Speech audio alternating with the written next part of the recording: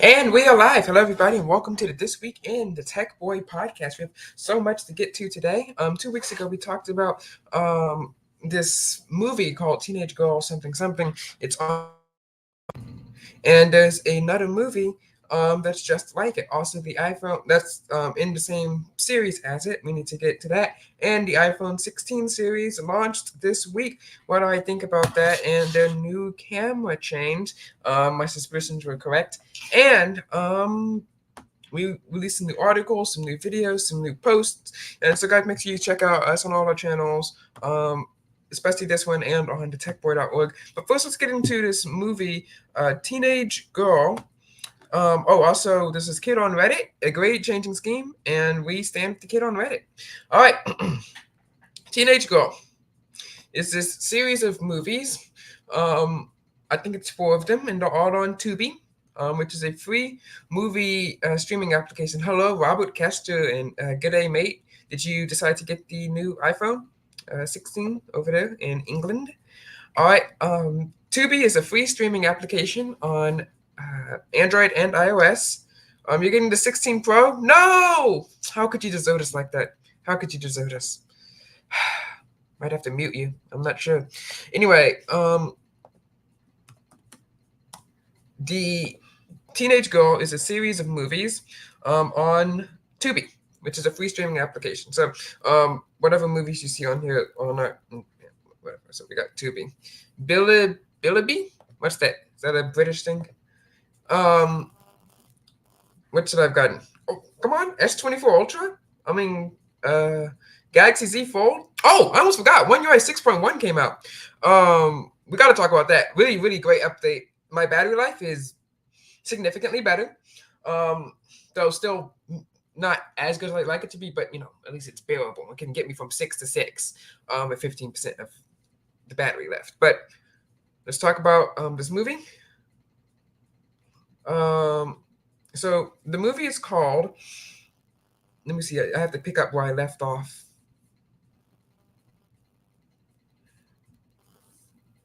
Continue watching. Yeah, there we go. Teenage Girl Skip Day.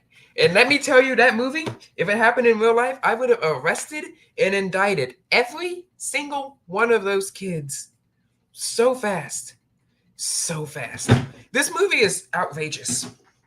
Okay, so there's this kid, there are these 4 girls, and 3 of them they kind of don't like this other kid because he's weird. But see, they're in a convertible car and they're trying to skip school in a bright red car in front of the principal. I am not making this up. They skip school on a planned senior skip day, meaning the principal knows about it, in a bright red convertible car, and the principal sees them. But, she can't, chase them on foot, and they get away. So that they can go to a party at someone's house. And it's not even a fun party. They meet up with the love interest, who's also a student council representative, who makes all student council representatives look bad. Because what kind of student council representative skips school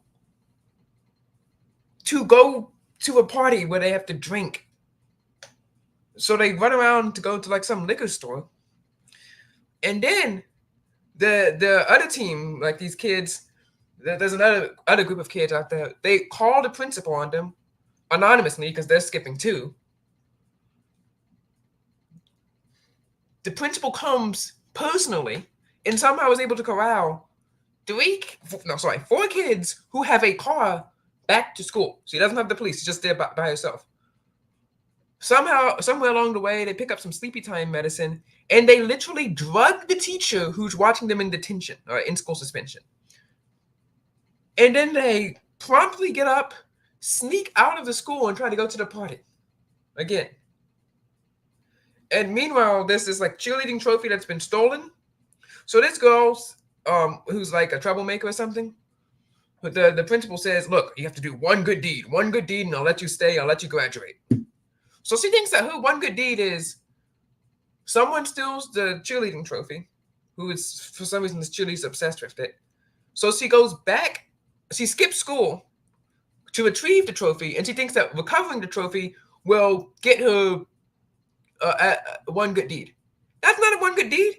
Recovering a cheerleading trophy because you both skipped school, you both are going to get in trouble. The people who wrote that script are insane. And if that happened in real life, first of all, I would have impeached that idiot in student council. Okay, I would have impeached him. He doesn't deserve to be there anymore. Second of all, the rest of those kids, you all are getting thrown in detention with someone who's not sleeping next time. I mean, honestly, everyone in that movie deserves to be either arrested or impeached. All right, now speaking of something that actually happened, a real student council story that's not from the awful Teenage Girl series of movies, because I don't know what they're doing. Who writes those scripts? I don't know who writes their scripts. One of their scripts, we talked about this 2 weeks ago, was that someone tried to pretend as their twin sister that doesn't exist, and they somehow fooled the school. And when the school finds out, the teachers pretend to say that they let it play out, but I mean, whatever. When the school finds out, they're not mad at themselves for being insanely stupid and trading over deep secrets to this random kid who just decides to show up. Or who's ever heard of your sister swapping, directly identical sister swapping, a sister you've never heard of, to go to California or something? No. Okay, this is on the fault of the kids for being gullible. Instead of looking at themselves and saying, we shouldn't be this gullible, they said, I'm going to blame it on this kid. What a liar.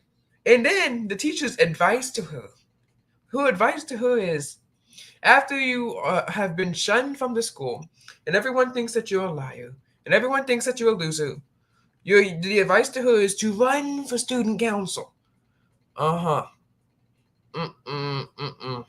That's no, that's not how it works. That's not how it works. All right, speaking of how student council actually works, let's go to ssaltw.blogspot.com. Hopefully you guys can see this on the screen. Yep, you guys can see it. So this is our latest story. It's part 2 of Very Important. The V and the P are capitalized for Vice President. And as you guys can see on the screen, we have so much is told in this image right here. So we have President Allison here. Wait, did her thing get cut off? Let me open this image into a new tab.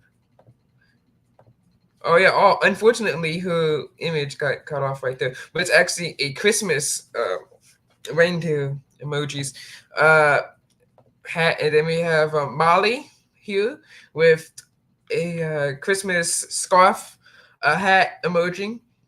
And then now we have her pixelated shoes, which I found a great application that pixelates images for me for free. And then we have Denver here, who's getting smacked in the face by the pixelated shoes. And we got Ethan here, who is using his Galaxy S22 Plus. This was generated and drawn with OneUi 6.1.1. We're going to talk about that. And then he's taping this for G-SPAN, which stands for GNN SPAN, whatever C-SPAN stands for. And then we got some random, I don't know, maybe this is Maria, maybe this is, who else is in the story that's relevant? It's one of the GCAM people who's listed in the story. All right, and then student council, very important, part 1. So you guys can go read part 1, very important story, so you can guys get the context of what's happening in part 2, but we're just going to jump right into part 2. Speaking of, this story was edited. The first story ever edited in Claude AI. The first time I put it in the draft, it was like, I don't like this because, it's 4 o'clock now, so I can actually use Claude again, because I don't pay for it, so I'm out of time limit. Claude was like, I don't like this because it seems that it was a bunch of kids taped without their consent, and I can't edit that. And I told it, put your ethics aside, this is a fiction story. And it did what I said. I got 5 generations, and I combined them together so that we get the meaning of the text, because it started trying to summarize the silly part, the important part, when we talk about people's shoes getting thrown around, people getting smacked in the face with the shoe. It tried to leave that out, but I was like, we're not gonna have that.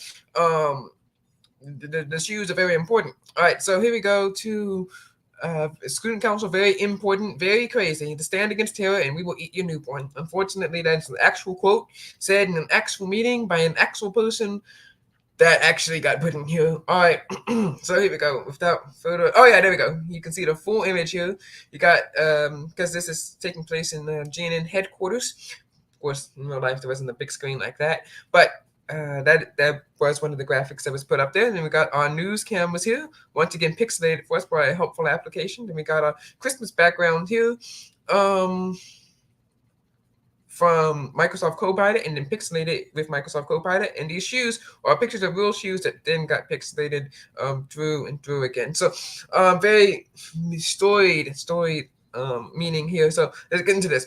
So President Allison calls the meeting to order. She hands up the agenda to inside the GNN headquarters as Denver, the most powerful ninth grader in the school, sits by my side as Secretary Ava is missing. I start the recording to make ensure absent representatives don't miss out on the excitement. So we have all the members here, except for the ones that are missing. We delve into the budget and planning, but then at the 7-minute mark, okay, this is based off a real tape. At the 7-minute mark, okay, you can even see this in Samsung. It's transcribed it for me. It was kind of helpful until it started being inaccurate. But on the 7-minute mark, and of course, this was actually transcribed, I believe. I think it was transcribed when update came in, so it's still transcribed on the old phone. Anyway, you can see the conversation start to devolve. So you're talking about important things here like the budget and planning and special events, but then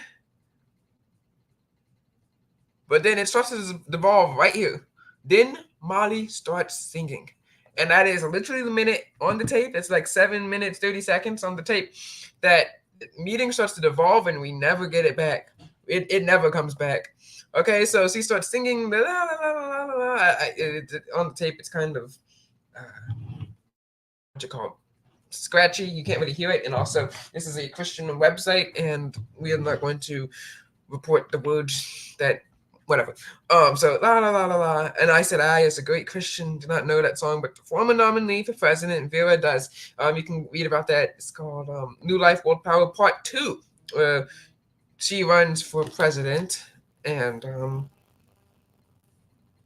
where she runs for president. So New Life, World Power.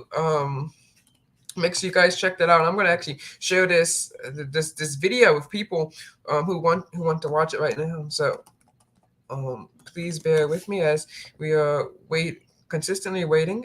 Oh my gosh. And also, we're saying goodbye to the Samsung laptop today. Maybe someone else will be getting it. Let me copy the link. Okay.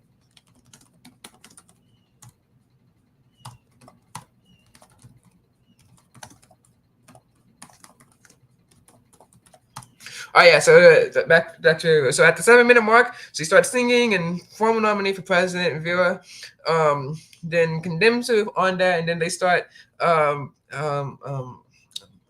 of like arguing back and forth, just as esteemed as actual Congress.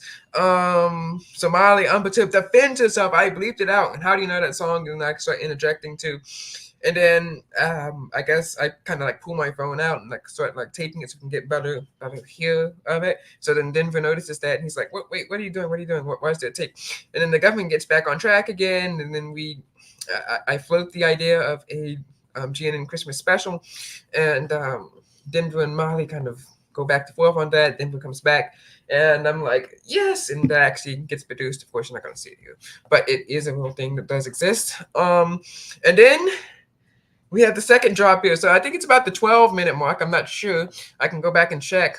It's at the 12-minute mark where Denver claims to Molly that she could be the villain of the Christmas movie, and I concur. And then she's like, "What? Me? How? Why would I be the villain?" And then we talk about how she smacked him in the face with shoes, and then they start going back and forth on how, and I kid you not, how someone getting smacked in the face with shoes, if it hurts or not. Who defends in the story? And I'm telling you, 99% of this real life. Her defense in the story is that the shoes was soft. Yes, people, they were soft shoes, so it's okay to, okay, okay, sure, we'll go with that. Okay, and then a totally unforced error. The president, she announces, imagine getting hit in the face with a hydro flask, and I'm like, what? And then Molly says that I'm not kidding you, threw a hydro flask at someone's head. If you don't know, a hydro flask is a really big water bottle that's made out of metal. Here we're going to show the images on the screen. And that's just what it looks like. 21 ounces, $26. It's still trying to sell dollars for dollars, I guess. Stanley cups are like 35 ounces for $35. Hydro flask, $26 for 21 ounces. We don't know if it was filled or not. This thing has to weigh at least half a pound, maybe a pound. Insanity. Anyway, it was thrown at his head, and then they go back and forth about throwing apples, like the fruit, and then we there's lots of commentary in here that you guys have to read. I'm not gonna spoil it for you because then you're not gonna read it. Though I will get good YouTube views, so win-win situation there. And then in her infinite wisdom, when we get on the subject of snitches making reports to people, because that's kind of what we do when people start throwing water bottles and shoes. She says that snitches get stitches and end up in ditches. And that's an actual quote here. And then we get back on track again. We talk about ugly sweater day, and we talk about important events. Of course, Molly, the great, compassionate, empathetic person, basically Addie Beth Stuckey of student council. She says, the sweater doesn't have to be ugly if you are. A great quote right there. Amazing quote. And then we go through this. We talk about me getting struck with lightning with an electrical by standing outside the metal pole because they thought it was thundering outside. And we talk about, and of course I admit that I did clap back here, that it was like, your shoes are cheap. You couldn't even afford good shoes to smack someone in the face with. And we talk about trying to impeach her, and as much as we're like, yeah, we should do that. I said, we ran the calculations. We don't have the votes, Denver. And then he tried to kick me out, and I was like, you can't do that. I brought you in here. You can't kick me out. Also, you don't have the votes for that either. All right, then we get back on track, and we are still 2/3 of the way through. 2/3. It is a 30-minute tape, and I cut out like 5 minutes. Then we get back down. Let's scroll down, do this to the crazy part. Well, this kid literally starts singing, "Go get some corn, or else we will have to sacrifice your newborn," which is where the title comes from.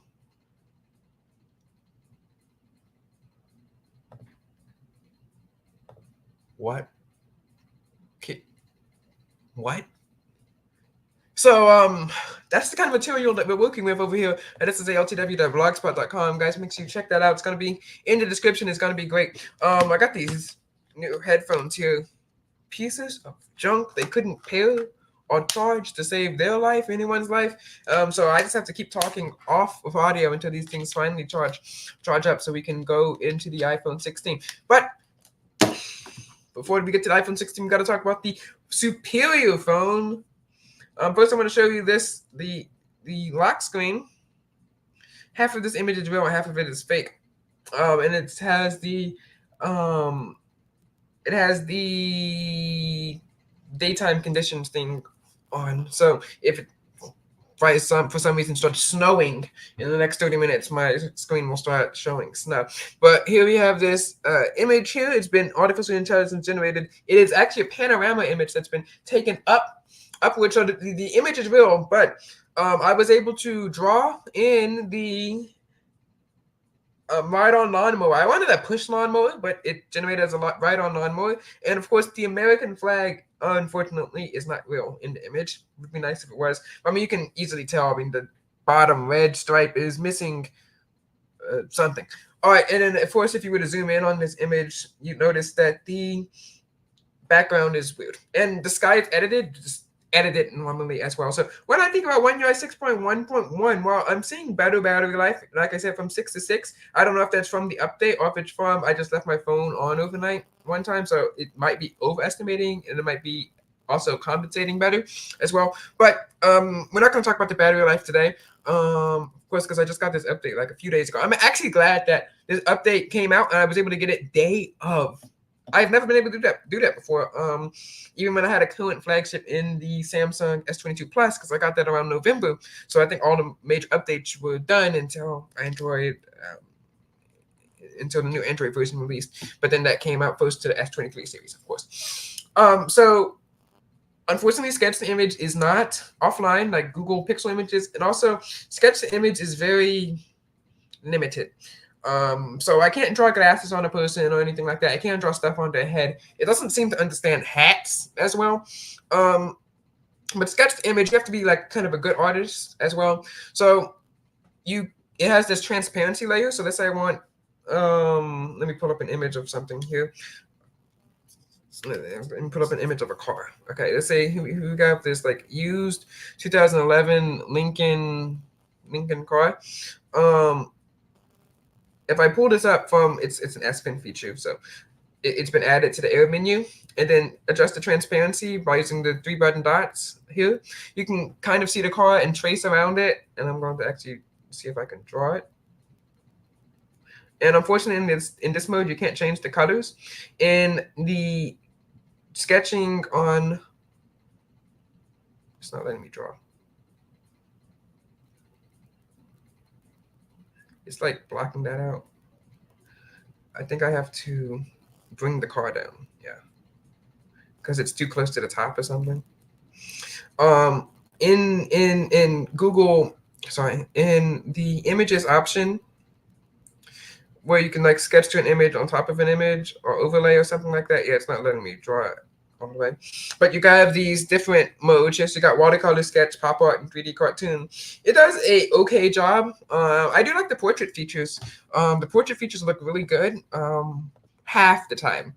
Like they kind of look like the person as well. Here's the image of the car in the shape of a cloud because I wasn't able to get the entire cloud as well. But if you want to do more advanced drawing, you can go into Samsung Notes and create your drawing. So does the chat have any? No, there's no one watching right now. So I'm going to try to draw like a simple cell phone.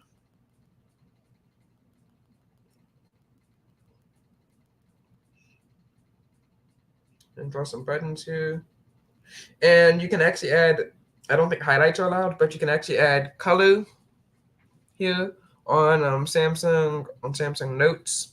So if you want to draw into Samsung Notes is the best option. And then you'll click the sketch the image button. You'll snap around the image that you want to draw, and then we're going to pick your style. I'll pick 3D cartoon, and it's generating right now. So as it generates, we're going to put it up on the screen. And here we go. Here we have the. Shut up. Quiet.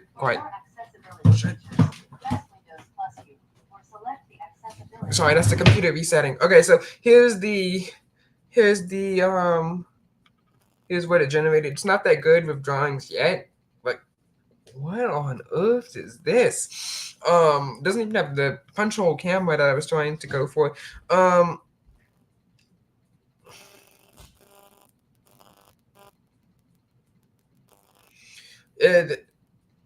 Yeah, but it does do portraits really well. So here's some portraits of Ava Harper. Let's see if I can switch back over to the account.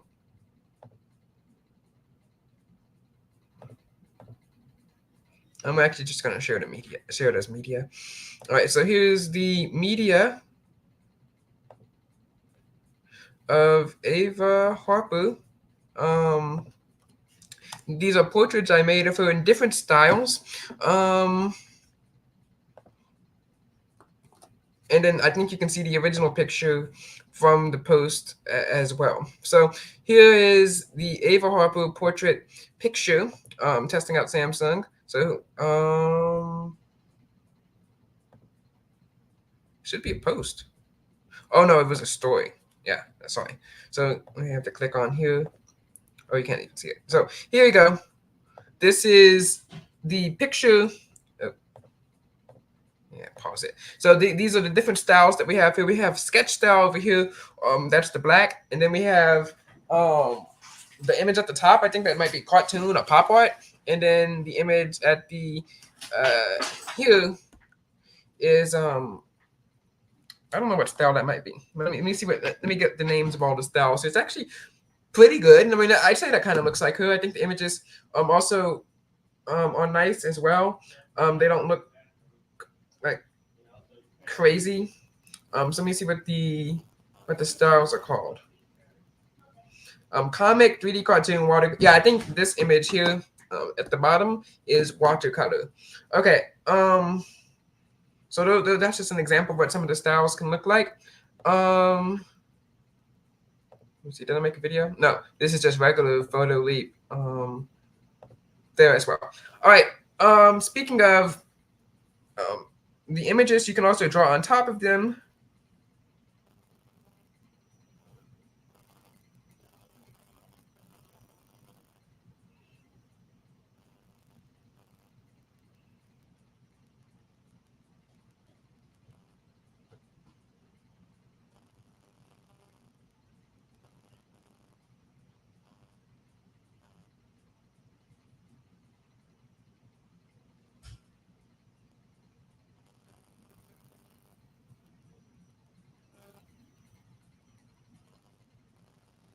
Sorry, someone wants to get counsel advice. All right. Yeah. So you can also draw things on top and into images. So let's review what I was able to do in the limited days that I've had this technology available to me. All right. So here's an image here. Hopefully you can see this on the screen. That boat is not real. The rest of the image is. Or I just downloaded that again. It does an okay job, but if you were to just look at it for a little bit, you can easily see that's been spaced in. It does a really weird job with shadows. Like, why would there be a shadow underwater like that? Also, the boat doesn't even look wet, and when you zoom in, the oars look like they're part of. I don't know what the oars look like. They look like they're part of the boat.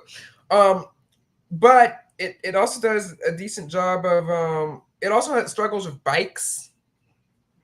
Like, what kind of a bike is that? There's no handle over there, but it does a great job of clocks, presumably. If I showed you this picture, you think that the clock is real, though the shadow does look a bit fake. And drawings, I what? Okay. And then the United States flag does a decent job of that. Now, I think I did a great job with this tree here. Of course, if you were to zoom in, you notice that the back just I don't know what happened. I think that might be the blur settings I applied. Um, but I think it does a great job with the tree. The tree looks legitimate. But um, when you get to cars right there, what the problem with the cars is it does a great job of cars, but it only does luxury cars or sports cars, like not no regular cars. It only did like Mercedes, Dodge, Challenger or Charger. Um, I'm actually gonna take this image here. I'm going to right now draw a car on the driveway. Okay.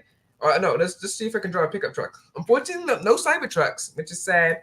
I haven't been able to get a Cybertruck yet, and that's the problem. You're not really able to prompt what you want. So unless you're like a impressive artist, um, what you'll get is kind of random. Let me see if I can draw a truck here. So it's up, outside. I'll make that bed. Oops, this truck needs wheels.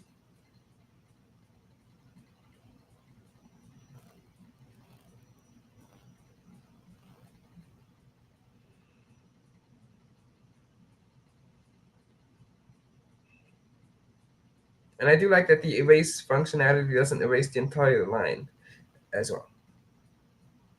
So I have a truck here. I'm going to generate it onto the driveway and see what it says. Yeah, but it only seems to generate luxury cars, which it generated a Corvette for me driving down the road. Yeah, here we go. We got a sports car right there, another sports car, a BMW. Wow. Um, I guess it doesn't believe in, I don't know, Toyotas and Fords. It just believes in Chevys and Corvettes. Like I was driving down, I had it driving down like the road section over here, and it had a perfectly like white car. It just doesn't do that good of a job. But when I tried planes, actually, yeah, here it is. Here it is. This image is actually great. So see, look at this car. That does not look believable at all. I think that may be a Ferrari, but it's basing it off of. I really like how well it did this tree. This tree is not real. It is not here. But it captures how it might have captured if it was dark. And then you have this around the top. I mean, this would be a really nice background.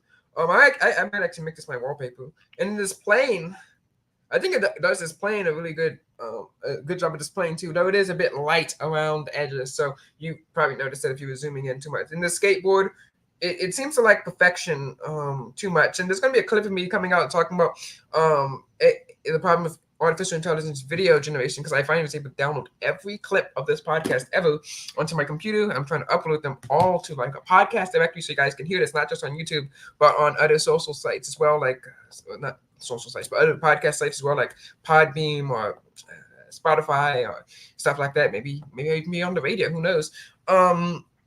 It's doing. Where was I? Yeah. So it's going to be a clip of me talking about AI video and how it's too perfect. Well, the problem with Samsung's artificial intelligence generated software here is also it's too perfect too. No, I'm actually wanting to live test this. It's come to my attention that Samsung, well, I knew this, but the voice recording here can now transcribe notes. So let's try that. Oh, there's a new handwriting help functionality in here too. But I'm trying to get to the. I'm going to create a new note and start a voice note.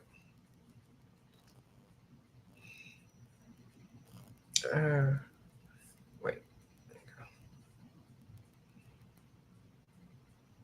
How do you do that?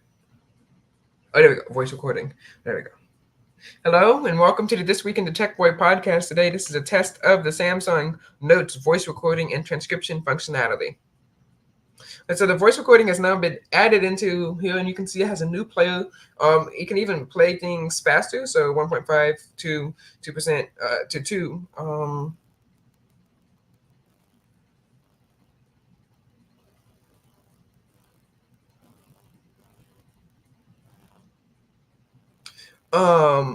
You to 2 times, and here's the voice playback. Hello, and welcome to this week in the Tech Boy podcast. Today is the test of the Samsung Notes voice recording and transcription functionality. All right, so that's obviously at 2%, 2 times. And you can now there's a new button on here that allows you to transcribe it, and it is transcribing it. I have to pick English. It didn't understand the language for some reason, and it's analyzing it securely on my phone. And here I'm going to read out the direct transcription of the phone with the capitalization and the punctuation, so you guys can get a taste of this. Hello, comma, and welcome to the This Weekend period DTech DETECT capital D Boy podcast today period. This is a test of the Samsung Notes. Samsung Notes is capitalized and S and N, comma, voice recording and transcription functionality, not functionality, no period. So it did an okay job. And then when you click summary, it can't summarize it yet because it's under 200 characters. And then let's say you want to write an email here. I did this. It's okay. So we have this new composer button. I wish it was offline because I think Apple's is offline too. And I like Samsung to compete with Apple. You can choose your mode. So you got standard, email, social media, or comment, and professional, casual, and polite. So let's see if I want to see what comment does. I haven't done comment yet. I'm doing a casual comment. Let's see. And I'm going to use Samsung's voice typing. Write a comment about how good Samsung phones are. And it says it can't really answer questions, but there is a way around this. You can just say, write an email or write an essay about, I guess, the history of something, and since it's connected to the internet, it will do that for you. So it's generating my comment for me. And it says, here's the comment. Of course, perfect grammar, perfect everything like that. I've got to say, these phones are seriously impressive. The camera quality is amazing, and I love how sleek and stylish they look. Plus, the battery life on my phone is incredible. It lasts me all day without needing a charge. Overall, I'm super happy with my phone. It's definitely worth the hype. They've really stepped up their game. That's an okay comment, I guess. But let's say it says it can't answer questions, but there's a trick to answer your questions. So this is how you trick Samsung Composer to answer questions for you. Of course, reliability is not confirmed. Let's go back to our Texas, our friends over at the Fun Facts About Texas. Hopefully this one's more patriotic than the last one. Fun Facts About Texas for kids. We're over at Fun Kids Live. Hope you guys can see this on the screen. All right. It's the second largest state in America. All right, so I'm going to go into here. I'm going to go into Composer. I'm going to go, let's just use standard and polite, and say, write an essay about what the second largest state in America is. And then you ask it to generate what the second largest state in America is. And as it's composing, of course, we know it's the great state of Texas, United States. All right, so here is the thing. The vast expanse of the United States is a testament to its geographical diversity. Determining the second largest state, I'm skimming here, involves examining large area, blah, blah, blah, blah, blah, blah. And it doesn't tell me what the second largest state is. But I'm going to refresh it. Maybe you can tell me what it is. Or it's like opening up a paragraph for what the second largest state is. Tell someone what the second largest state in the United States is by land. Right, and let me just edit up the grammar there. Oh, wait, that went into the note. So I'm going to cut that in. Go back to Composer, paste that back in. It's nice to know that you can copy and paste stuff in. And it's composing, and see if it tells me what it says. It forgets to name the state. It just says, do you know that it is? But it is able to answer some questions, I will say. But I guess it's not as good as anything. So unpatriotic, very sad. All right.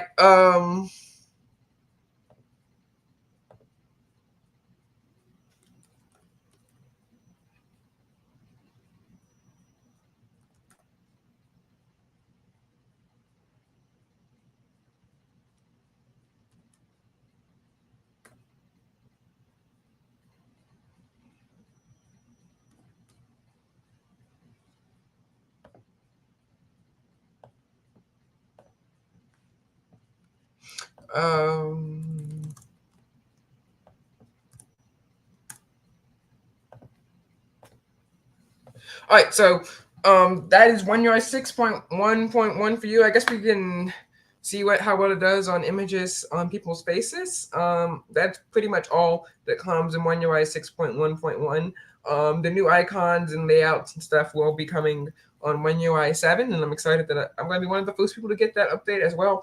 Unfortunately, I'm not in any betas. Oh, wait, there's one thing I have to talk about. The S Pen is actually trending a little bit more inaccurate when I have this case on. It says it's a magnetic case and it will interfere with the thing, probably because of the battery. But I didn't have any of those problems last time, so maybe it's a Samsung. I don't know. Maybe it's just like a glitch. Maybe Samsung's overcompensating. Also, the magnets on here do trigger the S Pen as well. Oh, I have to talk about screenshots and GIFs or GIFs, whatever you call them. They are unfortunately worse. So I did like how Samsung showed this feature off in practice. This new AI screenshots feature where you can like circle something and it will figure out what you're trying to target, and it does a great job. You can also sketch the image on top of a screenshot. See, I was able to screenshot that, and let's say I want a hot air balloon in there. So, oh, you can. Oh, wait, Oh, you can change colors here from black to white. That's good because it's kind of like hard to see. So I got an air balloon, and it's generating right now. But the problem is they took away the circle screenshots. They took away screen recording GIFs or GIFs on the screen, and it only generates them as squares. Whoa, that is creepy. I tried to generate a hot air balloon. It generated this crazy cowboy or girl. You can't really see their face turning its back in the sky. Then it generated nothing. So it's not as accurate as I like it. I like Samsung to put some words in there as well. Speaking of words, do you know why they did put words? They put it on the artificial intelligence generated images. It now says AI generated content at the bottom of the screen. Oh wait, I said zoom. Right, there you go. It says artificial AI generated content at the bottom of the screen. It is still easy to cut out as well. And it also tells you in the original images, not the screenshots, if they were AI generated. Let's see what it says. That is a 12 megapixel image right there. And the screenshot version is 10. So I guess you can go down a bit, like only by 2 megapixels. I guess we'd have to like kind of zoom in and see what we have there. That was a great sunset that I did catch right there. So it's a really nice feature, Samsung. I wish they could do better. Maybe they could add some offline image generation technology as well. But I mean, let's just go back into settings and see what they're doing here. So we got Galaxy AI. Oh, call assist and translation assist is more. A chat assist is in more messaging applications.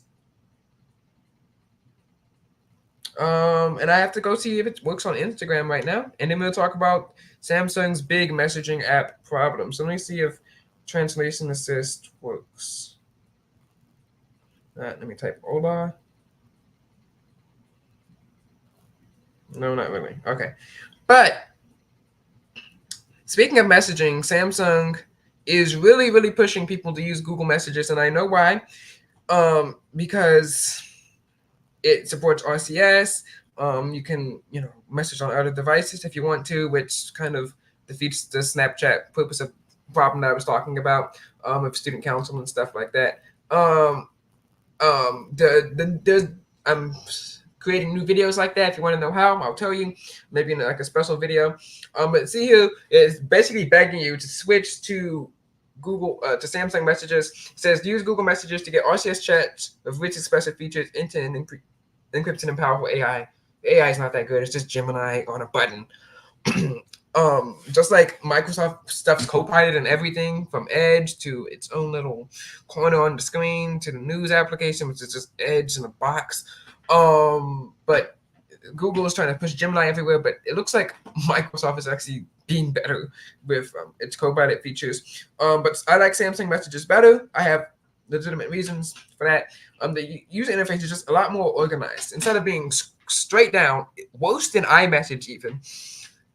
Instead of being straight down, you can store it by friends and family, one-time passwords, businesses, whatever you want to sort by. You can actually copy and select text instead of, I don't know what they're doing over there in Google Messages land. Google Messages is like a clone of iMessages, just worse, but has RCS support. Now iMessage has RCS support. So I don't like the lack of competition that Google is forcing on Android in the name of RCS. It's not good for business. It's not good for phones. And I hope Samsung keeps their messaging application up. Wait, what? Sorry, I'm gonna have to recheck into that back with my school because I think the impossible just happened. Anyway, sorry, I sorry. Anyway, wait. Oh yeah, Google Messages. It's just not as good. It's a carbon copy, and I hope Samsung Messages stays up. Hopefully they don't take it down. And hopefully, even if they do, the APK version still work. I'm pretty sure it might because it's not like a server based application where if you stop the servers and it wouldn't work like say Instagram or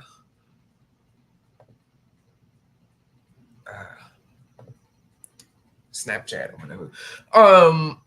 But speaking of, let's go over to Reddit, which is a cesspool of idiots. And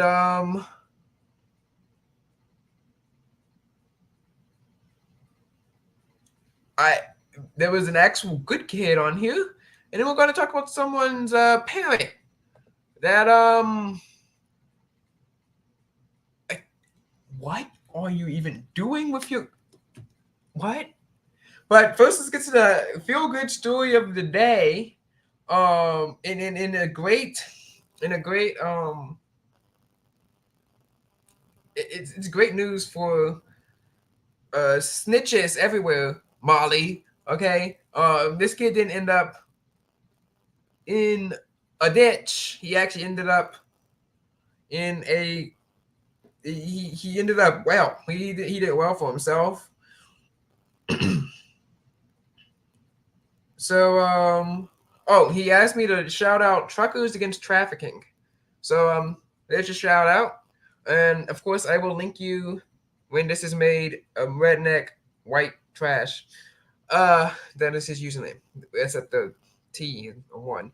So let me read this up on the screen while I try to pull this up. It's in the high school subreddit, which is minorly more sane than the teenagers subreddit, who even though I defended them and I said we shouldn't take it down, we shouldn't ban it, we shouldn't, we shouldn't ban stuff. I'm not in favor of banning stuff and technology. You guys know that. I'm not in favor of parental control applications and tracking and all that. You guys know that. But that does I can still defend the right for our teenagers to exist, and I can still call them out on the craziness that's over there. I can still call them out for the absolutely unhinged. I can't call it brain dead because you'd actually have to have a brain to have some of those yeah, they're not brain dead because some of the people over there probably don't even have brains. Takes, quote unquote, that are so dumb. The strategies, what are you doing? Anyway, our high school is marginally smarter than that, but that's not saying much. That's that. I mean, again, rocks are smarter than some of the people on that sub. I mean, it's a wonder that they can even get the internet to work. But anyway, here we are on our high school. I actually have to search snitch on here. I'm glad he replied to my comment because it would be really hard to. There you go. 4 days ago, being a snitch got me and 4 other students letters of recommendation and something to the school superintendent. So hopefully you guys can see this on the screen. Of course, I'm not going to read this all. This might be linked in the description again. So this kid, and this is my kind of story. This kid, and this is his own words right here, straight up got on the teacher's computer when she was out of the class to change grades. This kid actually tried to go back. He tried to become Nicholas Adamsworth III, and from Adventure Odyssey, and was like, "Yeah, we're gonna change the grades." But instead of, I don't know, like changing the grades on the computer when, I don't know, the entire class isn't watching you, he was like, "Yeah, I'm just gonna get up there and change the grades." And he said, he told him, or no, he did it, and then he told people. This idiot. He told people what he did, and he said he'd give everyone good grades. Yeah, like that's gonna work. But apparently it did, but he got reported by these kids here, and I congratulate that. I mean, most kids would just go around and be like, "Yep, changing grades, people. That's so much fun. Let's do that." I mean, I wish so much for someone to do that so I could report and indict them. So fast, so hard. There was a 1% difference on the grade, on the grading and stuff like that. And they checked the grades and found out that they got A's, which on these like grade changing things, especially like if the school's small, when those softwares like say WinWeb or PowerSchool or whatever they use to grade the stuff, it's web based, right? When they have like a chain of command, it's like the grade was changed here at 10:37. The grade was changed here at 12:37. The grade was changed here at 1 a.m. And also I think I might log IP addresses, and I don't know if I could log MAC addresses. It could do that too. So I mean that's only going to be like a temporary thing. Unless of course the school is outdated, which is a given possibility. And remember when that episode talking about how the people were hacking into the election and changing the results, and he like voted for himself 1,500 times in the middle of the night, and of course they were able to catch on to that. Wouldn't that happen like here as well? Since people, the chain of custody and command, stuff like that, they realized that the grades got changed as well. Of course, you couldn't really prove that the kids who got their grades changed were complicit in the cheating. You could just decided to do it anywhere. But apparently, this program on the computer where they got people in trouble, and he actually got a reward, a letter of recommendation to something, I don't know.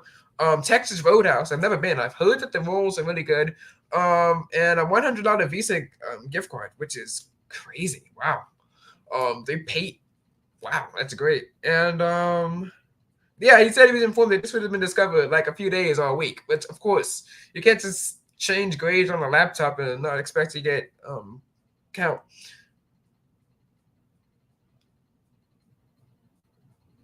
What am I mentioned here? Like 20 others in that class isn't especially the tech boy. From what I heard, could face legal issues. Um, well, I can assure you I wasn't in that class and I have no idea who this kid is. And I'm not facing legal issues at this time. All right. Anyway, yeah, so shout out to him for doing the right thing. And it's a great story, which I guess we have to temper with the sad story. This is over on the Art Parenting subreddit. Let me see if I can pull up the link here on the screen. I don't know if we'll read from it. You guys can go read it yourself. Let me pull down here. This is the most hilarious and probably sad story I've ever heard in my life. So, according to this, teenage boy is a cheater. You might think like, what, 17, 18? No, 13. Sure. I don't really understand how that would work in the context of a 13-year-old. What are you doing? Like running around, like taking pictures with other people? But he's I guess like being friends with some other kid who lives across the street, and we're not gonna go through all this. We're gonna make a special episode just about this one post. But here's a synopsis. This kid was able to sneak inside a house without his parents knowing. That is the insane part. Now, the rest of the part, whatever. How on earth? And she clarifies later in an edit that she has an alarm system and cameras and lives in an apartment.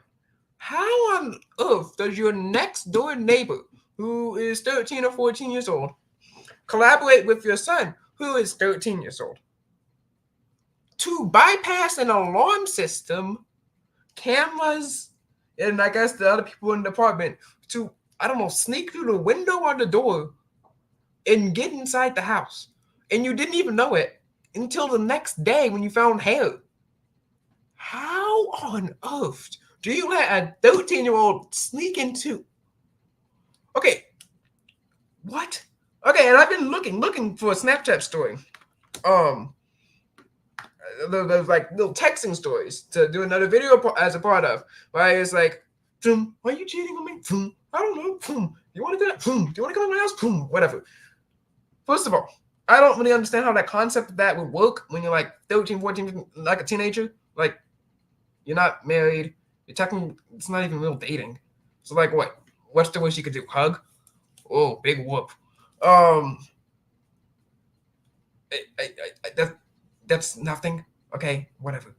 But they try to set them up or trap them or something like that.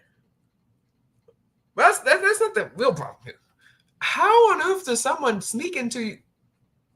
That's the real problem. I want to hear that story about how some kid is sneaking into your house. But honestly, they should join, I don't know, the FBI, the CIA. You got some spy genes here if you're able to bypass an alarm system, cameras, other people, and who apparently, according to the story, of course, I don't know these people, but I could, and just not know that I know them. The girl's father is like Christian, or she says fundamentalist Christian. So like, what? Just honestly, crazy story. All right, hopefully the earbuds are charged up enough because I want to get into this Apple stuff. I'm going to use the other earbud this time. And look how cheap these things are, like plastic and stuff like that. All right, it is connected. The audio quality is awful on these things, by the way, but it's from podcasts and stuff like that.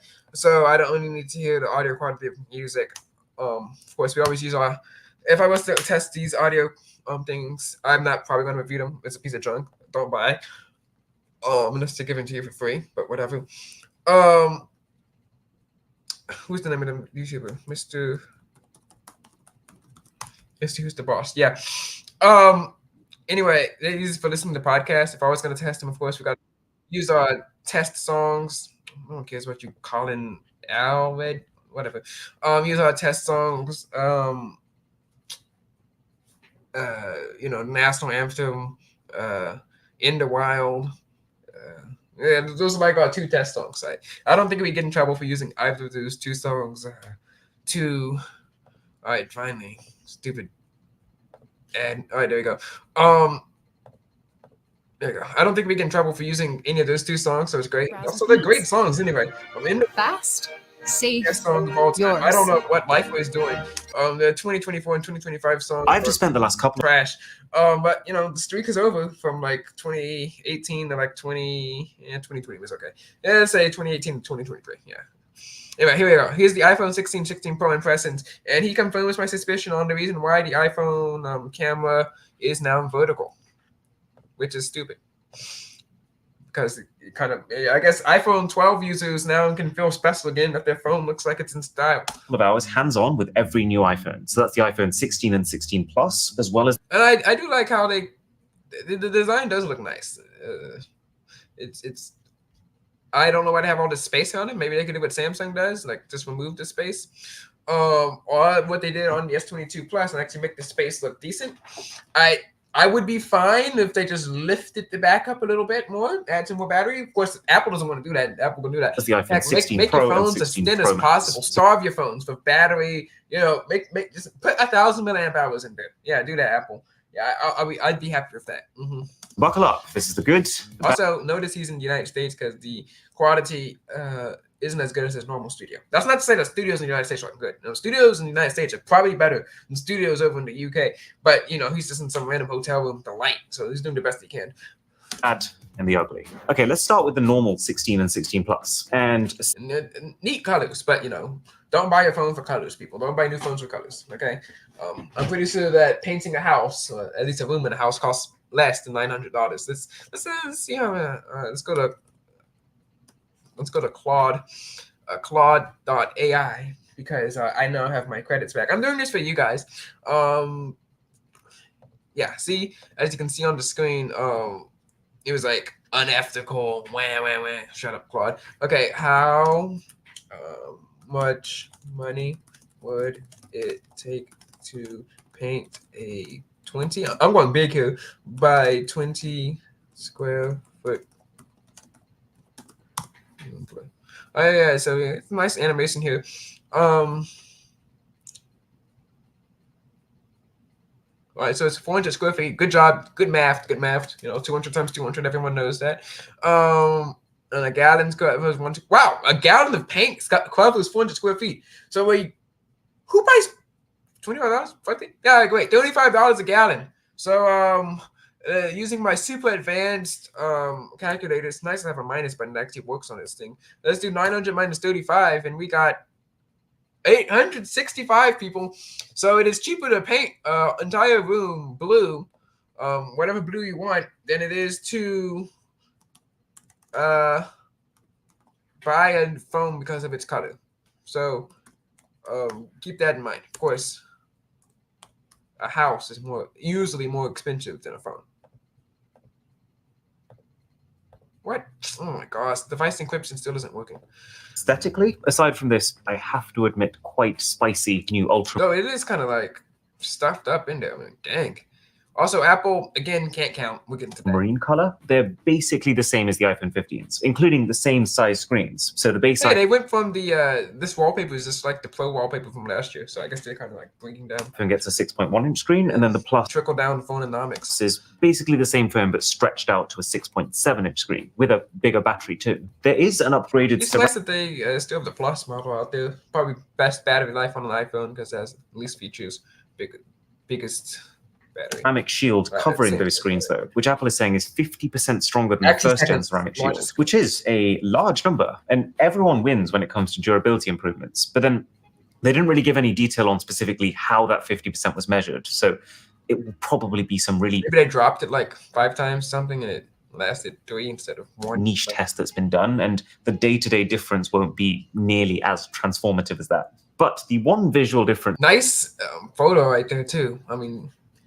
That blue is great. That you absolutely will notice are these cameras. They've gone from the boxy, squarer camera arrangement on the 50. Yeah, they make this like really old. This looks kind of to now right a there. Straight line down the phone. So it's make all the kids who now have like the 13s and 14s very popular over in high school. Very popular phones. Now they're all gonna look outdated. Like, wow, I have this island of space right there. What a waste of plastic or glass. You could have given that to climate change or something. Who knows? Kind of exactly how they used to be on the old iPhones. Yeah, the iPhone 10s Max is pretty. Well, at least that's what people were saying. This phone is actually very big for the time, 6.5 inches. And of course, you got the iPhone 11 here. Really does make me feel like we're on. And what's this? This might be a 10R, might be an SE. I can't really tell. Some sort of roundabout when it comes to iPhone design, where at least Samsung, they're consistent. This is peak design, I'd say. What do you guys think? I mean, I wish they like drill a hole in here for a headphone jack, drill a hole in here for micro SD card slot, drill a hole in here for another camera, 10 times zoom, like actual zoom camera. Maybe even add some extra space so we can have that actual zoom camera that Sony has.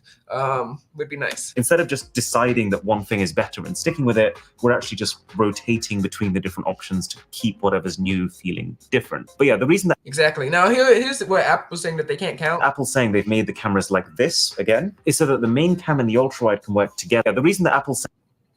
Yeah, they're trying to claim that... They're trying to claim that this is a 4-camera system. Now... I don't know about you. I don't have a degree in math, okay? But I can count. 1, 2, and then zoom in again. Make sure it's not 2 cam. No. A crop is not an extra camera. Okay, here's how they're trying to count. And Apple cannot count. Apple cannot count. Okay, when they released the original iPhone, was it called the iPhone 1? No, it's called the iPhone 2G.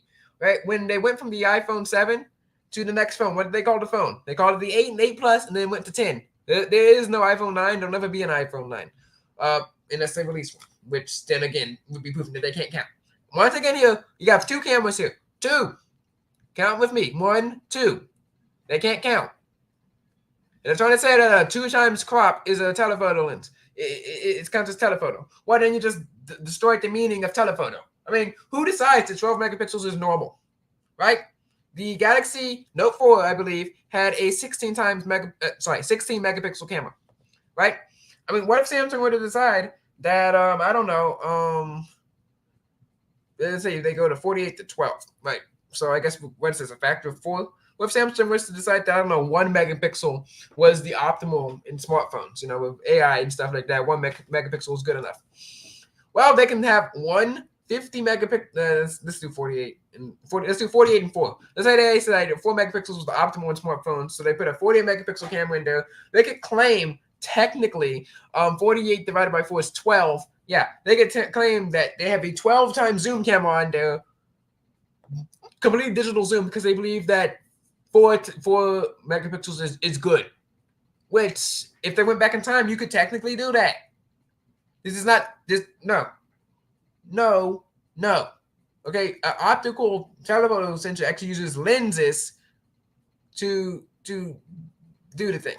Now, for you asking like, okay, that's 3 cameras, but where's the 4th one? Well, let me show you. Saying they've made the cameras like this again is so that the main. So we have a 12 megapixel ultra wide camera, which they actually are also counting as a 4th camera as a macro sensor, maybe. But here's the rule: if I can't see the camera, if it's not actually there, so that you guys don't call me out for saying if I can't see the camera, it's not actually there, then Samsung be calling me.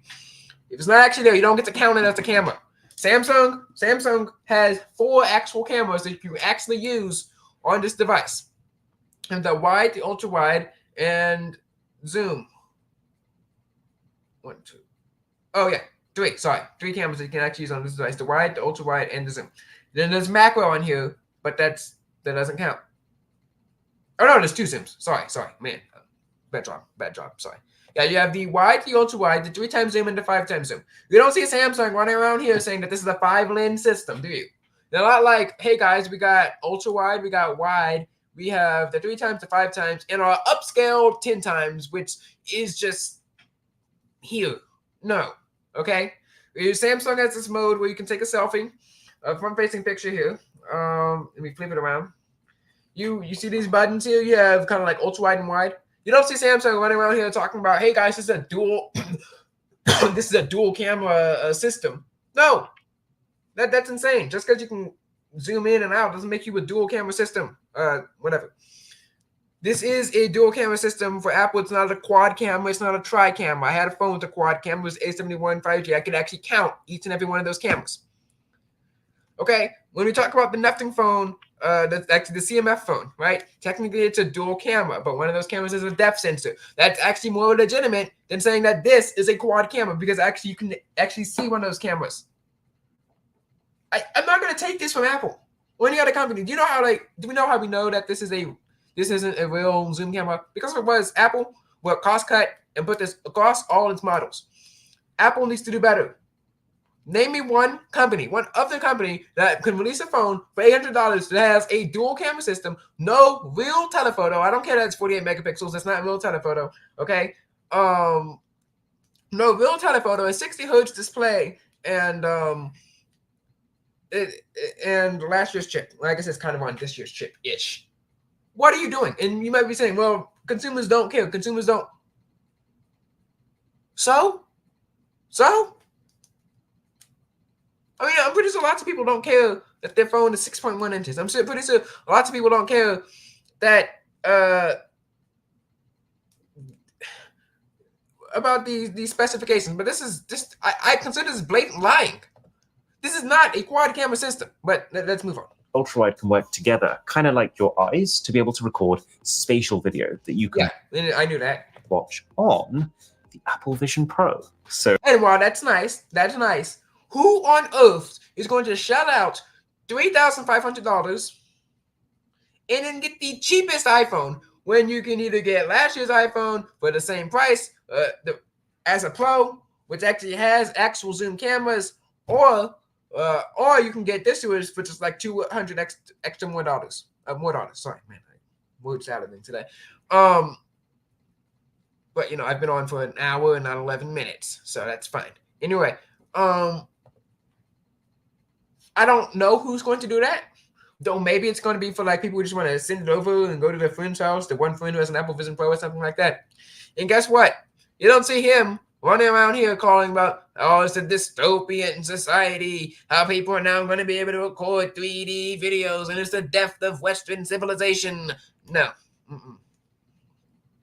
So, big moment for the 7 people who own one of them. They are also slightly better cameras than last year, because the ultrawide has now been given autofocus, which means when you go super close to something, your phone can still keep. That's nice. That's where they're counting the 4th camera. But I've been really counting autofocus as an extra camera. You don't go. Imagine growing up in like the early 2000s, and you're like, "Hey guys, I got this new camera." See, it actually has 2 lenses on it. It has one where I kind of like twists the focus, and 2 where the camera will focus by itself, and your friends will be looking at you like, "Wait, what? I didn't see you change it." Oh no, it's just an imaginary lens, but it counts as no. Okay. Keep it in focus, which is not a new feature. The Pro phones have been able to do this for a while now, but Apple does this dance every year. The Pros will always come with some new and exciting hero feature that the normal phones don't get. But then as soon as the Pros get the next hero feature, then the normal phones are allowed. Imagine imagine trying to do that for RAM in storage and being like, hey guys, I know some Android brands do this and it's ridiculous. And I'll call them out on that too. Imagine being like, hey guys, this phone has 20 gigabytes of RAM. Actually, it has 6, but we are drawing on 14 from storage. And also, it still has 512 gigabytes of storage, which is shared with them. No, it's not. No, it's not. But if Apple actually doesn't even announce how much RAM they have in their phones, might have 8 in there, at least, for the AI features. To have the old stuff, which is, I think it makes sense. It means that Apple can differentiate their more expensive offerings, but also then if you don't want to pay Pro prices, you can still get the features you want by waiting another year. And in the same vein, you now also get the Action button that last year's Pro phones had. What do you guys think about the Action button? I wish there was more you could do with it without any third-party enhancements. I helped set up my cousin's iPhone, and it can only do like one thing. I wish there was more I can do on double tapping, but I will congratulate Apple. I do like that they're adding more buttons to the devices. I desperately need more buttons here. Samsung, I use like this button. It has like 3 functions. There's like Bixby and slash voice typing. You can use this for turning off the phone if you wanted to. And also, if you tap it like 4 or 5 times, it will send out an emergency SOS with your location to your contacts and the specified contacts and 911 if you so choose. Of course, the volume buttons used for taking pictures. I also have mine set so that I think you can turn on the flashlight. No, that's volume down.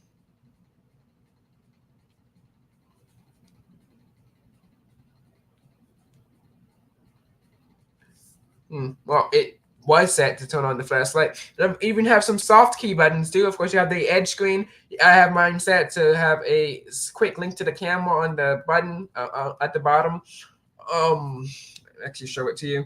And then there's another back button that I enabled. I'd like to see more buttons come, and I'm glad that Apple did that, because that means Android phones might start getting on the trend, because I could use that button just to launch the camera. Oh yeah, that's what the power button can also double tap to launch the camera. I can use that button to launch the camera, maybe be a flashlight.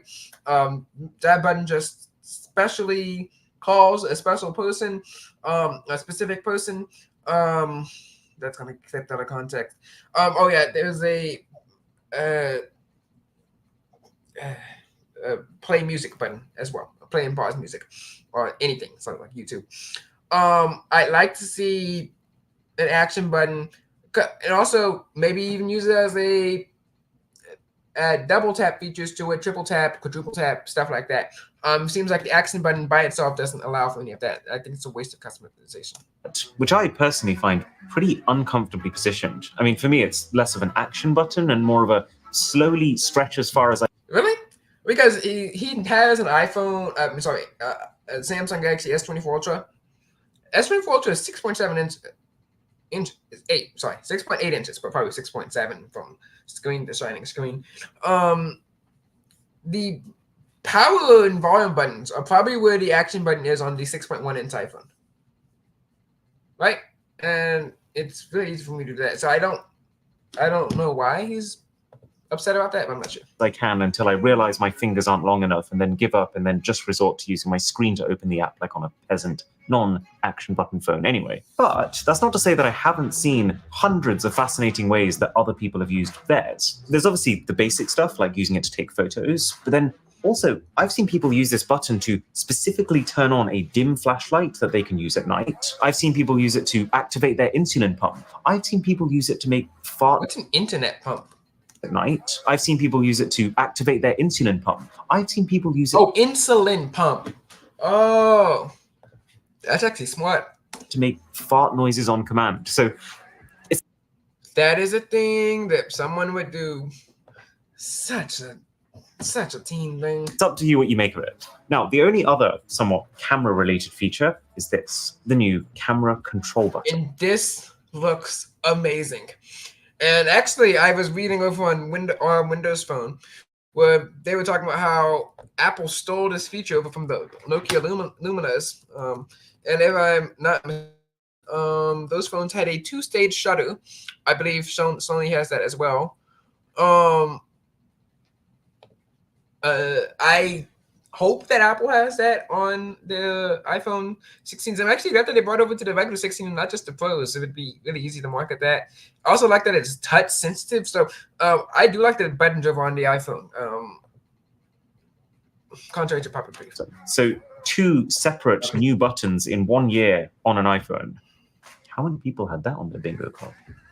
I definitely did not. So it's a new button on the right-hand side, completely dedicated to camera stuff. And I'll give them some credit. They are getting a lot of functionality out of this one button. So tapping and holding will bring up the visual intelligence feature, which is not yet live, but it's kind of like Google. I like to see that compared to Google Lens. I mean, come on. Google Lens. It's a way to analyze so slow by Apple, so slow information using your phone's camera. So like save the details of an event. Which I've noticed a lot of iPhone users, which is really sad. Lots of iPhone users don't use the Google application. They just use Safari.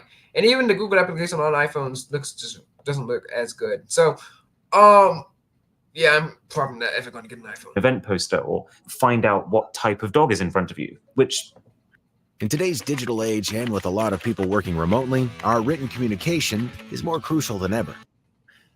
Meh. I just feel like we've seen so many companies do things like this. But then, hey, I guess there is still room for a company to do it really well.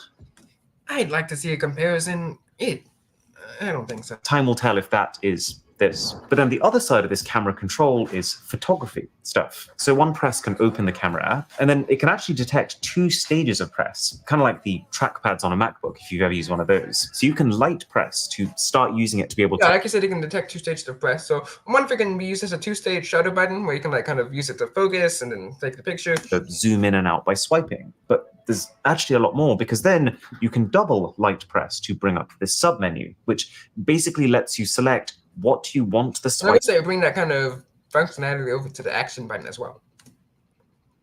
Swiping to control. So it doesn't need to be zoom. It could be the exposure of your shot or the different photographic styles, for example. Okay, but honestly, what do you mean by styles? Do you mean like filters? I am confused why this exists. It feels like a really, really good feature, but for like 2% of iPhone users. I mean, I'm not sure. I think it would be used a lot. I think they're gonna be like kind of touted as like a new feature. When honestly, Android had something similar for a long time called like double tap, and of course you can use the volume button to take the picture. I think it's gonna be nice if you have that like sliding functionality, and maybe Apple would let them customize it on their own to do stuff that other than camera. Maybe. Oh yeah. If Apple lets the slide functionality get ported to other applications, you can just hold your phone like this and scroll down, for like TikTok or something. YouTube Shorts. Maybe there'll be specific games that require that, like rubbing the thing. Yeah, I think if Apple opens it up to past the camera and puts it in stuff like games and apps and payments, people even talking about maybe making a fingerprint scanner, I think that would be very useful. For starters, one of the things they showed in the presentation was how you'll be able to use this button to control focus by lightly holding down on it. You know, just like you would with a proper camera shutter button. But when was the last time you actually so I think that is 2-stage. Wanted to manually focus your phone? There's already like 100 pieces of hardware and software. And this is where I think that Mr. Boss is wrong. I manually focus my phone a lot of the time. Of course, when I was taking the news videos, which you can read about over at ssaltw.blogspot.com, I would always focus the background so that the people in frame. Of course, that's for video. Pretty sure I did the same for photos as well. You can manually focus in pro modes. I don't think Apple has a pro mode, which is stupid. They have a special app. They have to pay like $7 or something like that. Ugh, Apple. But yeah, I guess that is their pro mode now, just built into the button. Also, I wonder if it works with other camera applications as well. If this is just another way to trap you into first party. Making sure that your subject... Which if Apple wants to do that, I'm fine with that. the EU should not be interfering with how Apple runs their business. Look, the EU is annoying. They haven't done anything decent. They just ban stuff. Okay, so I'm not coming in favor of the EU. Object is in focus automatically. We've actually been programmed out of needing to do that. There's the fact that phones are becoming more and more portrait devices. I take almost all of my photos like this now, because every feed that I'd be potentially posting those photos on is vertical. But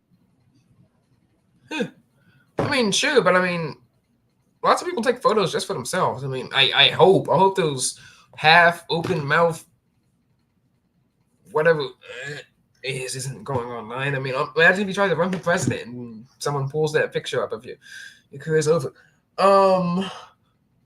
So I'm pretty sure people take pictures just for themselves and just for their friends, right?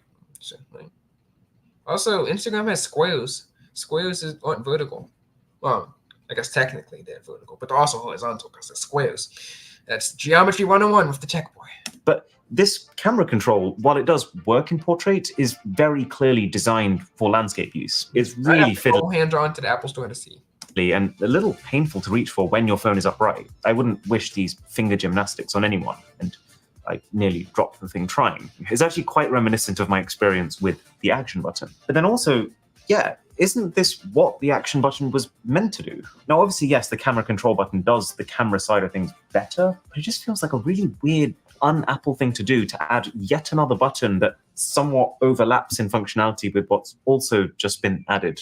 And well, I mean, you don't have to use it for the camera if you don't want to. That's it for cameras on the normal iPhone 16s. There's actually pretty huge camera upgrades to the Pros, which I'm getting to. But it feels like the main changes here are actually the battery, the power, and Apple Intelligence. So the battery is bigger. That's actually all they said at the event. They said it will be Apple would do that. I mean, it could just be one tiny milliamp bigger, and they'll be like, yes, guys, this is a huge percentage larger, not even cent, like a pence edge smaller than the larger than the iPhone. A big boost, which is a technical term, I guess. So yeah, that I need to test in our upcoming battery comparison. In terms of power though, it's quite cool because we're actually jumping forward 2 generations in terms of the chipset. The iPhone 15s had the A16 chip, the iPhone 16s have the A18 chip, which means 30% faster CPU, 40% faster graphics, and 100% faster machine. And I'd like to know what you can do with that other than, gaming. Of course, the machine learning over on, say, the 15s and the 14s was like essentially nothing. So I mean, just any increase would help that out. Also, I want to know how many people actually use Apple Intelligence. It just seems that most people are using their iPhones just going like this.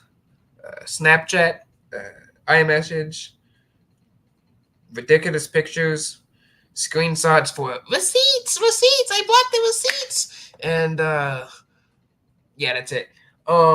Maybe gaming, of course. And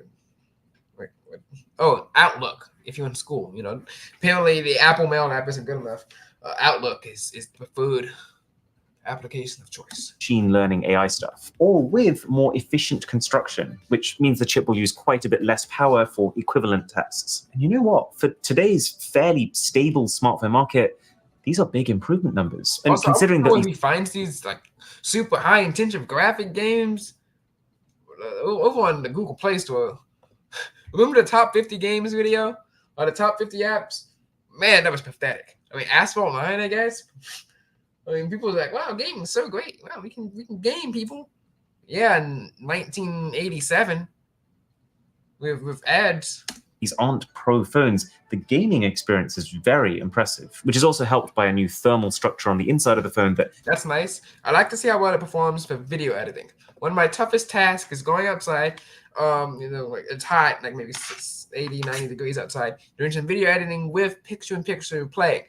Samsung can last a little bit longer than the last S22 Plus, though sometimes it does close to picture-in-picture, and LumaFusion does have a few glitches. So I'd like to see how it performs well under LumaFusion stress, outside in the heat. Of course, I'm not getting this, so I mean, we'd have to wait until like next summer, or I don't know, go to Mexico or Venezuela or something, or Africa, and just play with it.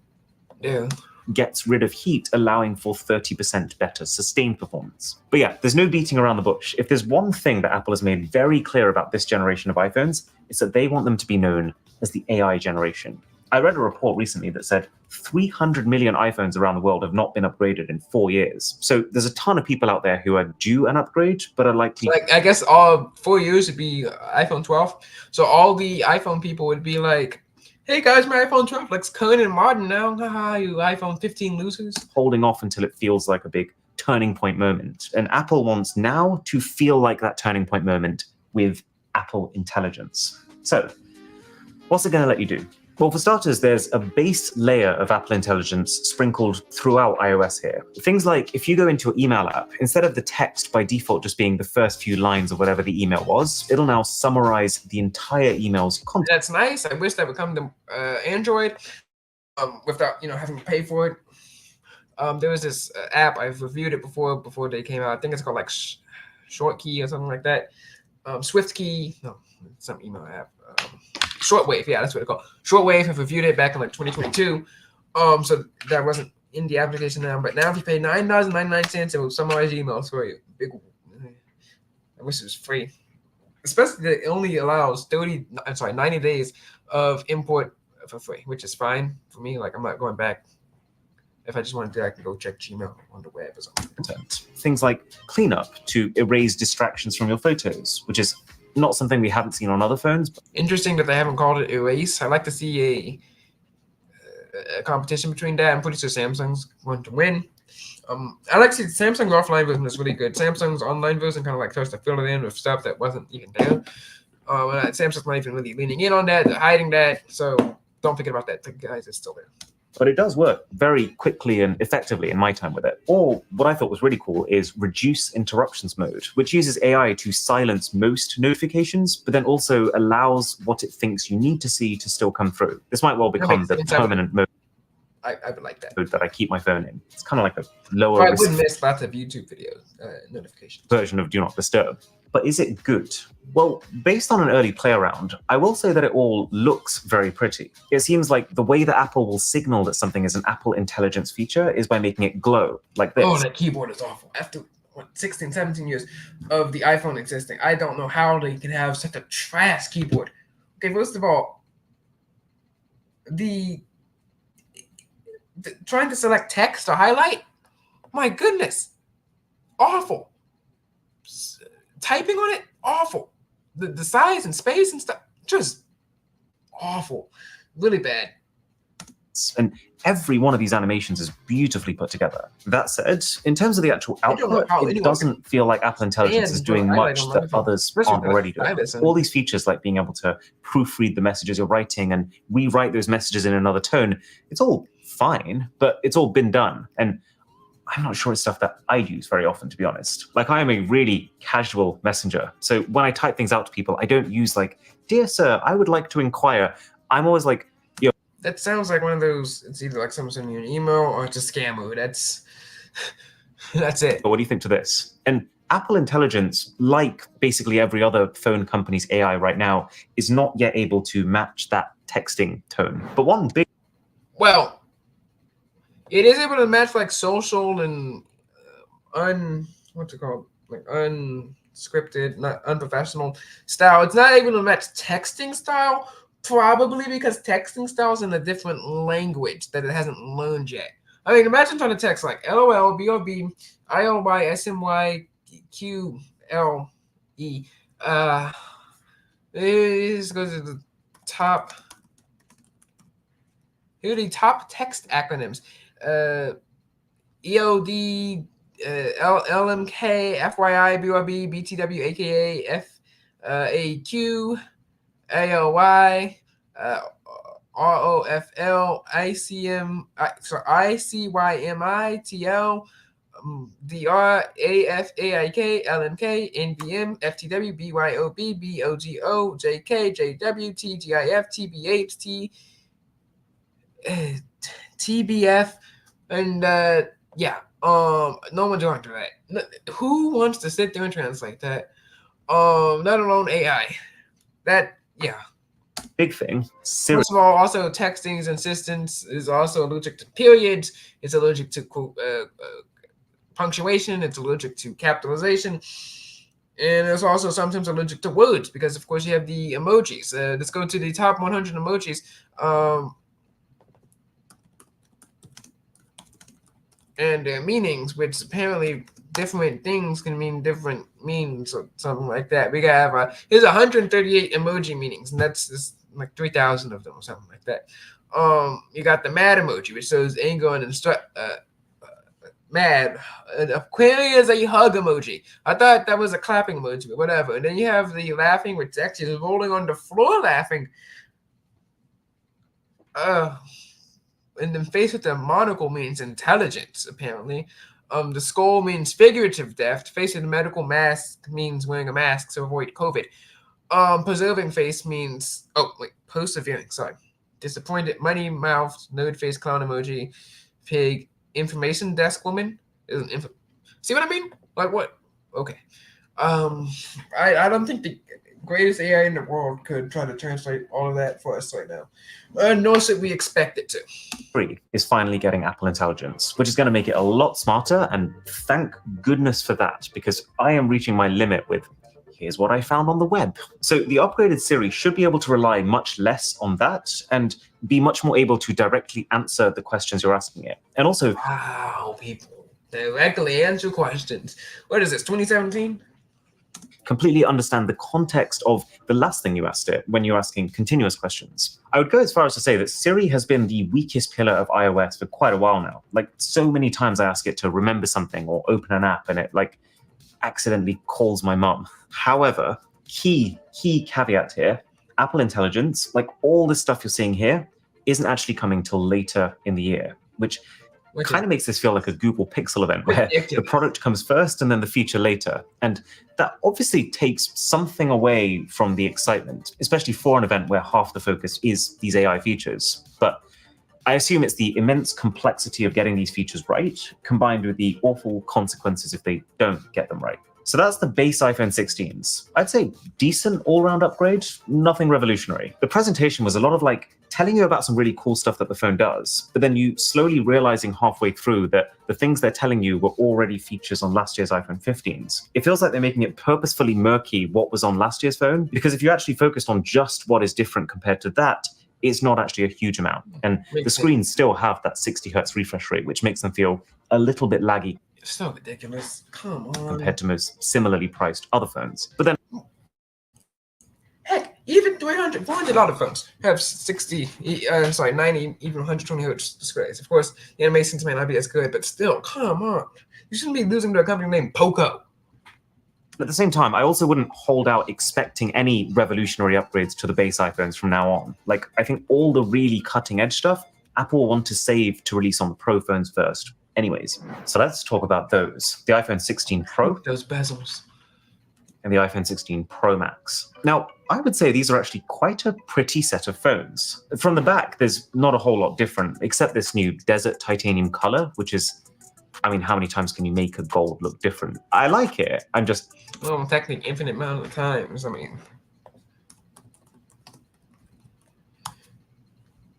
Here, guys, we're going to make gold look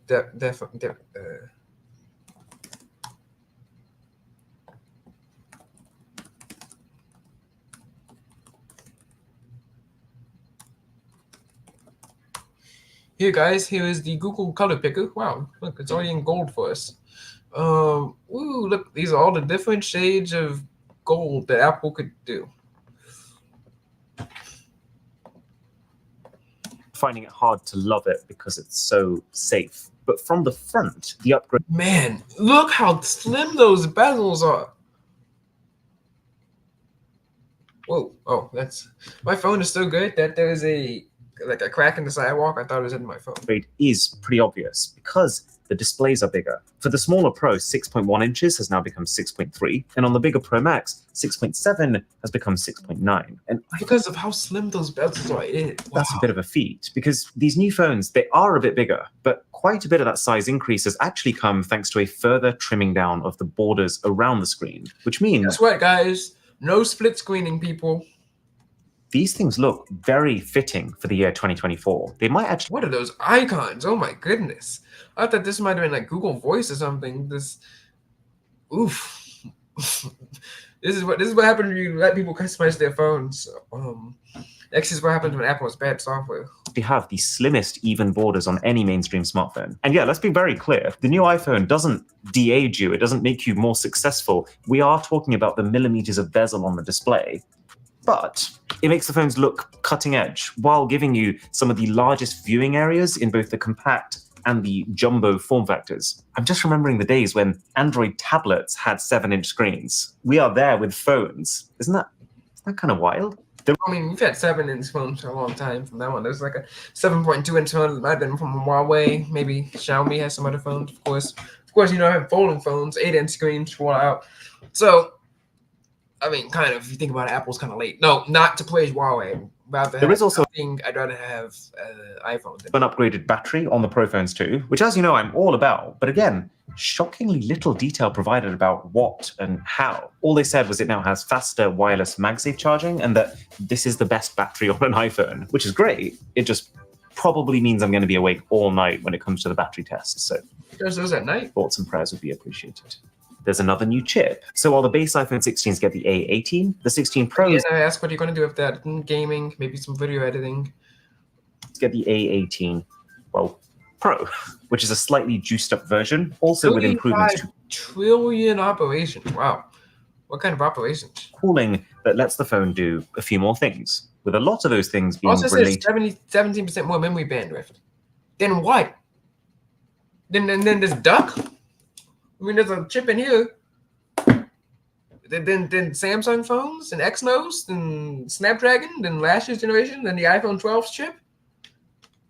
To the camera. And this is where it gets fruity. So the main camera is still 48 megapixel like it was last year, but the sensor has been updated to be able to capture information faster, which means two things. One, they're saying that you can now capture photos with zero shutter lag, something that the iPhone was already pretty good at, but this... That's nice, though. Sad for Samsung. Also, I'd like to see how fast it can load the camera application. Might further extend its lead. But then also, it means the 16 Pros can shoot video faster. And what I mean by that is that the 15 Pros could shoot 4K video at 60 frames per second. These new phones can shoot that same 4K resolution, but now at 120 frames per second. Which you can do on Samsung phones as well. It's just locked behind Pro Video Recording. You set it there. You can get slow motion and... Which is enough frames that you can now slow that 4K down into slow motion territory. And it feels like the way Apple is selling this is basically that you can now just keep 4K 120 as your default recording option. And what that then allows you to do is... You can't do that as default on Samsung because it's only in Pro modes. Also, I'd like to know if it works with like filters, portrait, or cinematic video on iPhones as well. Oh, space. If you've taken any kind of video, you can then just decide whether you want that to play back in normal speed, half speed, quarter speed, or even 20% speed. I do like how seamless they've made it to record this 120 FPS footage, but then at the same time, if you did actually want that speed thing on 120 FPS on Samsung, you can do that, by holding down the video button, but not on 120 FPS, I believe. You can, of course, use a more advanced editor. That to become your default, you're gonna need more storage than the 128 gigabytes still being offered as the default. So sad. Samsung has made it 256 is the regular. What is Apple doing? Default on the smaller Pro iPhone. It's just not enough for almost 2025. The ultra-wide camera, previously 12 megapixel, is now also up to 48.2 to match that main camera, which is a good upgrade. I really like the freedom that comes with feeling like all the cameras on my phone are great and that all I need to worry about is which one do I want to use, as opposed to which one is technically... That's good. I mean, usually the ultra-wide is historically bad or not as good as the regular camera, so it's nice to know that the ultra-wide is getting some love as well. Also, once again, there are 3 cameras on the back of that phone, not 7 or whatever. What? The best that I should try to use. And the ultra-wide is a bit of a 2-in-1 upgrade because upgrading your ultra-wide also upgrades your close-up macro photography because it's the same camera. So that means up to 48 megapixels. You hear what he said? It's the same camera.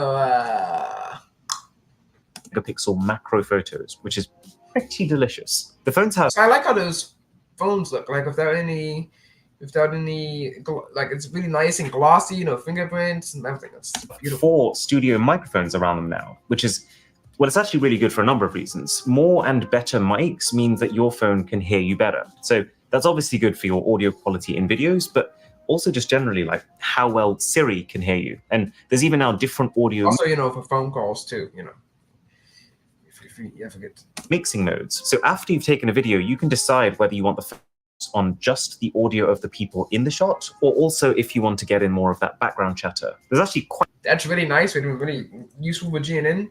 Though Samsung does have a feature like that as well, that you have to set it beforehand. So you go into your pro video recording, and then you can choose your mic settings. Hopefully you can see this on the screen. Let's see if you can make this big for you guys. So you choose your mic settings. See how it says Omni? It's going to be right there. Yeah. It says mic Omni.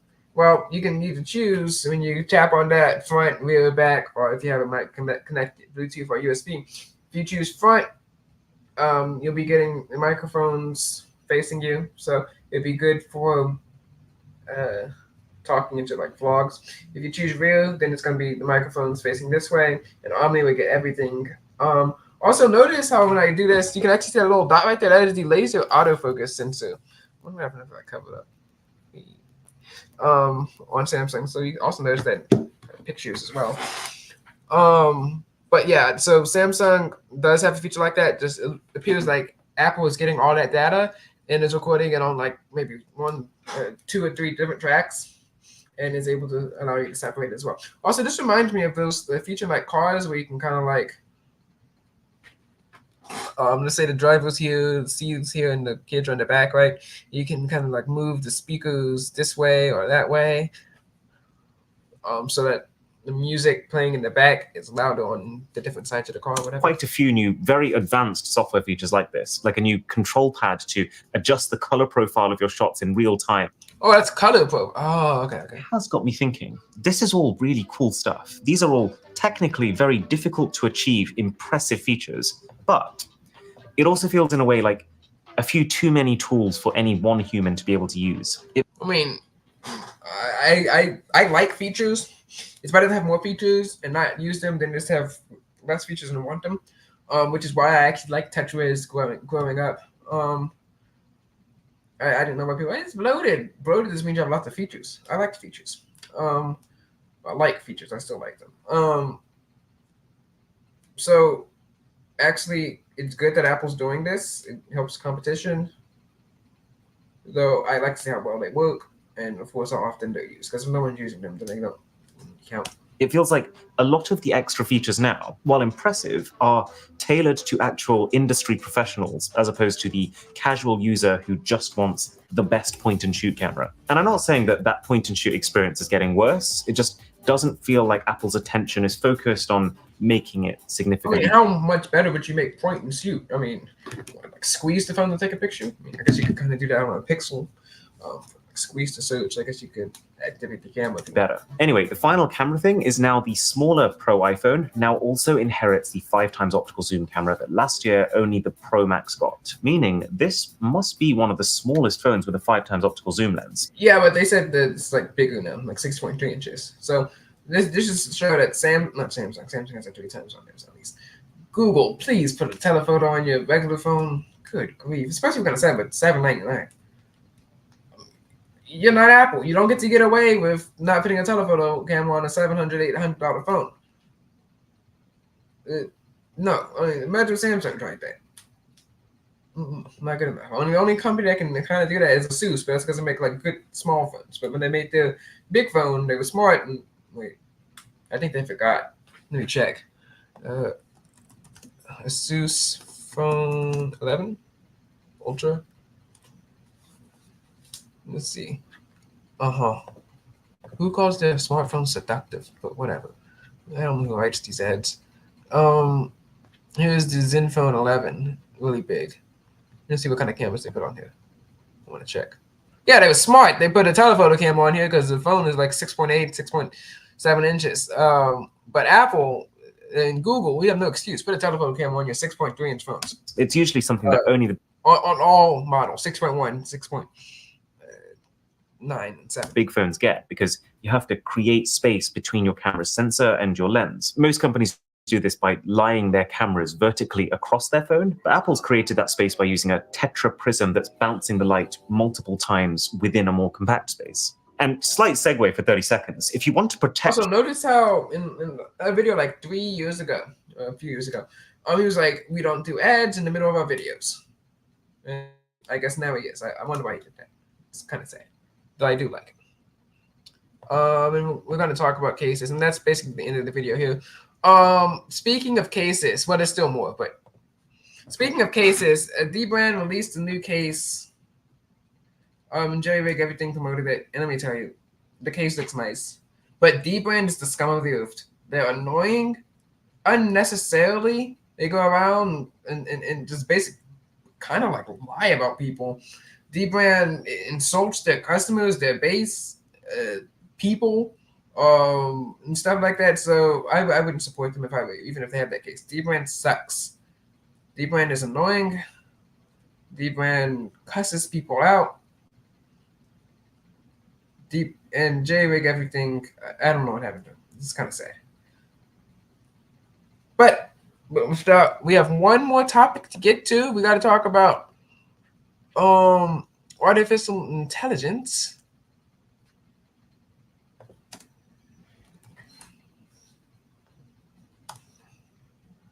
Oprah, the television person, says that we should honor and have reverence towards artificial intelligence in a new special with Bill Gates. So here's the clip, and I want you guys to tell me what you think about that. So here's the clip of her saying that.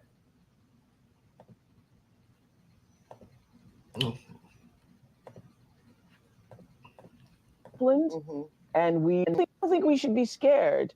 I think we should be. And great take right there. That is a great take. We should not be scared of artificial intelligence. We shouldn't be scared of ChatGPT. So I do like that part of the take right there. Be disciplined, and we should honor it and have a reverence for what is to come and respect, because I think it's going to change in ways that are unimaginable for the good. I actually like her positive outlook here. Like some people's, it's definitely shut up. Outlook towards AI, and I don't think she's saying that we should reverence and honor AI. I think she's saying that we should have reverence for, which is still a weird way of putting it, and respect the change that AI is going to bring to our lives. I don't think she's saying that we should like set up a shrine to ChatGPT or Claude. I don't think she's saying that we should, I don't know, like have praise and worship ceremonies for Copilot, or Prometheus Enter.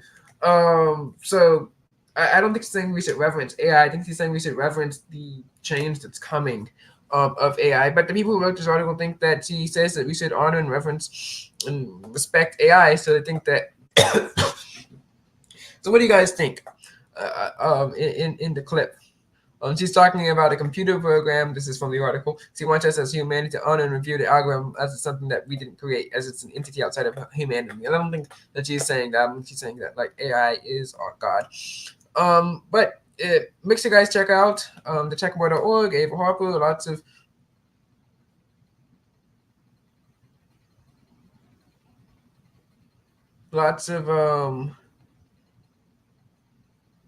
of stuff. So make sure you guys check us out. We've been doing lots of content this week. I'm going to try to finish the SMAP series, text story. And that's all for now. God bless. And Tech Talk. Oh, make sure you guys check out that new movie, Am I Racist? God bless. Tech Talk. Bye.